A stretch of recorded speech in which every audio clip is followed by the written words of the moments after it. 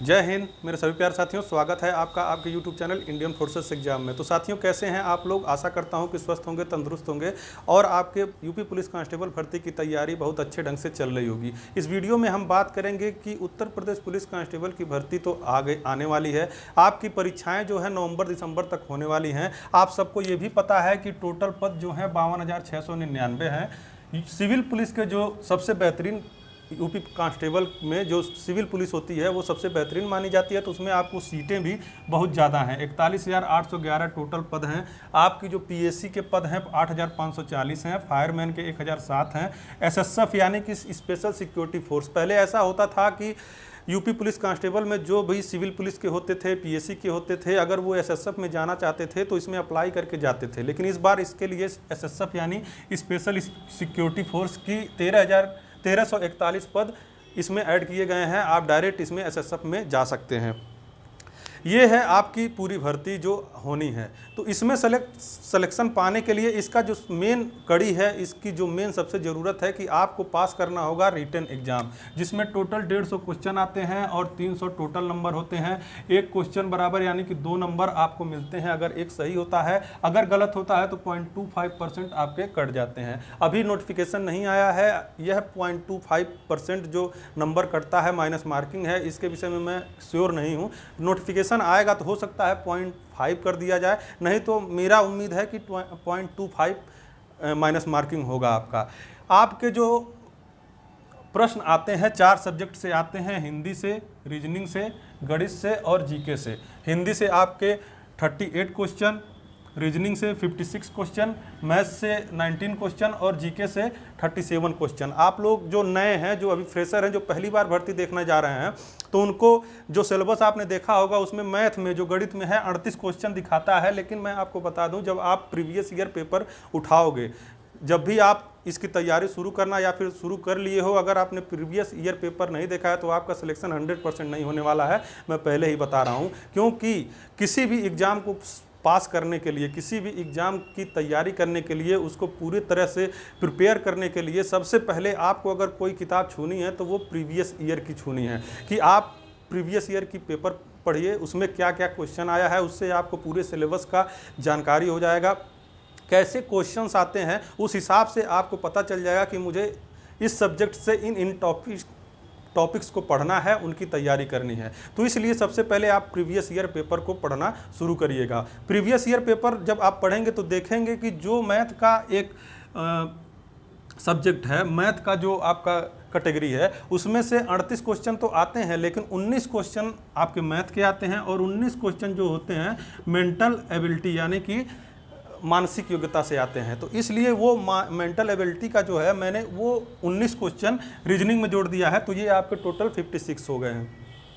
तो इसमें आपको देखने वाली सबसे बड़ी ज़रूरी बात है कि जो हिंदी का पोर्शन है लगभग आपका सही ही होगा। रीजनिंग भी, अगर आप फ्रेशर हैं तो रीजनिंग आपके सामने पहली बार आएगा, लेकिन अगर आप पढ़ने में रुचि रखते हैं, गणित आपका थोड़ा बहुत सही भी है, अगर नहीं भी सही है तो भी रीजनिंग से गणित से बहुत हल्का संबंध होता है। माना जाता है कि जैसे गणित जो जिनका अच्छा होता है उनको रीजनिंग समझने में ज़्यादा देर नहीं लगती है, लेकिन ऐसा नहीं है कि जिनको गणित नहीं आता है वो रीजनिंग नहीं समझ सकते हैं। रीजनिंग एक आपके जो दिमाग है, आपका अगर आईक्यू लेवल ज़्यादा है, ऐसा माना जाता है कि जिसका आईक्यू लेवल ज़्यादा होता है वही गणित में तेज होता है, तो ऐसी बात नहीं है। आईक्यू लेवल तेज का मतलब समझने की क्षमता हो। अब आपका आईक्यू लेवल जितना भी ज़्यादा हो, अगर आप गणित पढ़ेंगे नहीं, आप उसको लगाएंगे नहीं, तो आपको गणित जीवन में नहीं आएगा। लेकिन रीजनिंग है, आप इसको समझ सकते हैं, बहुत ही रुचिकर सब्जेक्ट है, बहुत ही, आप अगर इसको लगाना शुरू करेंगे तो इसमें बहुत मज़ा आने वाला है। जो फ्रेशर हैं, जो लोग पहले से भर्ती देख रहे हैं, जिन्होंने यूपी पुलिस कांस्टेबल की भर्ती पहले देखी है, उसमें फॉर्म भरा है या फिर अन्य एग्ज़ाम दिए हैं, जो कॉम्पिटिटिव एग्ज़ाम है, सिपाही का, एमपी पुलिस का, वन दरोगा का, वन आरक्षक का, आर्मी का, जीडी का, एसएससी जीडी का, तो ये लोग जानते हैं कि रीजनिंग क्या होता है। लेकिन जो फ्रेशर हैं उनके सामने 18 साल अभी हुआ, अभी नई भर्ती आ रही है यूपी पुलिस कांस्टेबल, वो भरेंगे तो उनको नहीं पता होगा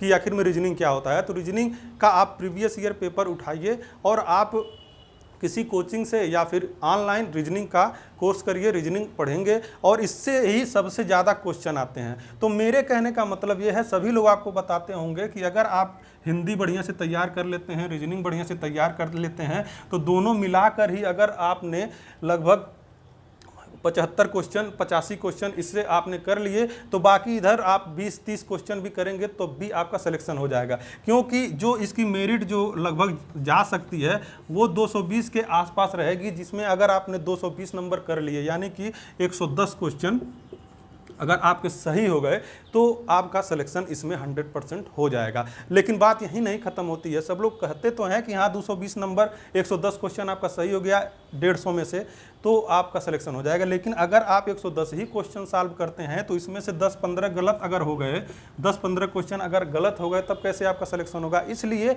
जो 150 क्वेश्चन है इसमें आपको लगभग 130 क्वेश्चन टच करना ही होगा, उनको सॉल्व करना ही होगा। कि मान लीजिए 10 क्वेश्चन गलत भी हो जाते हैं तब पर भी आपका नंबर बरकरार रहे माइनस होने के बाद, तो आपको 150 क्वेश्चन में से 130 प्रश्न अगर आपको सॉल्व करने हैं तो उसके लिए आपको अपना शेड्यूल चेंज करना होगा। आपको केवल यूपी पुलिस कांस्टेबल की तैयारी में लग जाना होगा। बाकी जितने भी काम हैं आपको, क्योंकि इसमें ज़्यादा समय है नहीं, नवंबर से दिसंबर तक इसका एग्ज़ाम होने वाला है और नोटिफिकेशन आपके जल्द ही आने वाले हैं, तो मैक्सिमम आपके पास 3 महीने का टाइम है। लेकिन यह समय बहुत कम नहीं है, बहुत ज़्यादा समय है। अगर आप इसमें आज ही लग जाते हैं, इसकी तैयारी में आज ही जुट जाते हैं तो 3 महीने बहुत ज़्यादा समय है आपको तैयारी के लिए। बात करें अगर जीके की, तो जीके में सभी छात्र औसत अंक ही करते हैं। बहुत ब्रिलियंट लड़का होगा तो ज़्यादा से ज़्यादा उसके 30 सही हो जाएंगे। तो आपको जीके पे बहुत विशेष ध्यान नहीं देना है। 2 किताबें मैं आपको रिकमेंड करूंगा। अगर आपको थ्योरी पसंद है तो आप लूसेंट की जीके पढ़ लेना। अगर थ्योरी नहीं पसंद है और जीके आपको पसंद भी नहीं है तो एक काम करना, लूसेंट की एक बहुविकल्पी आती है उसको ले आओ, अपना आंसर उत्तर जो लास्ट में दिया रहता है उसको खोलो, बस उसको सॉल्व देखते जाओ। एक बार आप उसको कर लो, फिर दोबारा अपने मन से करो, देखो कितने सही होते हैं। 1-2 बार अगर उसको पूरा तुम पढ़ लिए तो 100% है जीके में तुम्हारे 25 क्वेश्चन तो सही हो ही जाएंगे। बहुत सारे जो इस समय एग्ज़ाम हो रहे हैं उसमें करंट बहुत ज़्यादा पूछ रहा है, तो करंट के लिए आप 6 महीने का करंट पढ़ते रहना।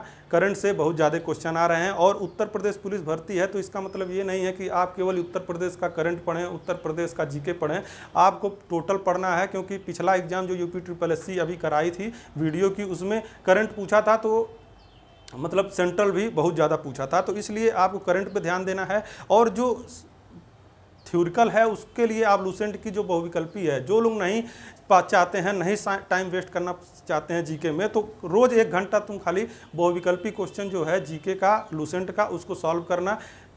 आपको 90 दिन है, 3 महीने हैं, 3 महीने में तुम पूरा किताब 2 बार सॉल्व कर सकते हो। तो इस प्रकार से तुम जीके की तैयारी कर लेना। 20 से 25 क्वेश्चन मिल ही जाएंगे। गणित में 19 क्वेश्चन आते हैं, बहुत ही सरल और बहुत ही आसान।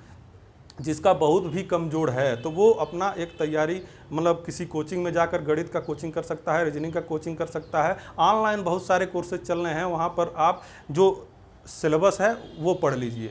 बहुत सारे अभ्यर्थी ऐसे हैं कि जो अभी वैकेंसी आई भी नहीं, उन्होंने कुछ पढ़ा भी नहीं, लगे मॉक टेस्ट देने। ऐसा नहीं करना है साथियों। मॉक टेस्ट देने का जो समय होता है वो अंतिम के दिनों में होता है, जब आपकी परीक्षा 1 महीना बची हो उस समय आप मॉक टेस्ट देते हैं। मॉक टेस्ट अभी मत दीजिए जब तक आपका पूरा सिलेबस तैयार नहीं हो। जिन लोगों का सिलेबस पूरा तैयार हो गया है वो लोग दे सकते हैं, जिनका सिलेबस अभी थोड़ा भी अधूरा है तो आप और डिमोटिवेट होंगे। जैसे ही मतलब आपका सिलेबस तैयार नहीं है, आप मॉक टेस्ट देने बैठ गए, आपके क्वेश्चन आए सही 80, अब आप सोच रहे हो साला मेरा तो इतना ही कम नंबर आ रहा है तो कैसे मेरा सिलेक्शन होगा।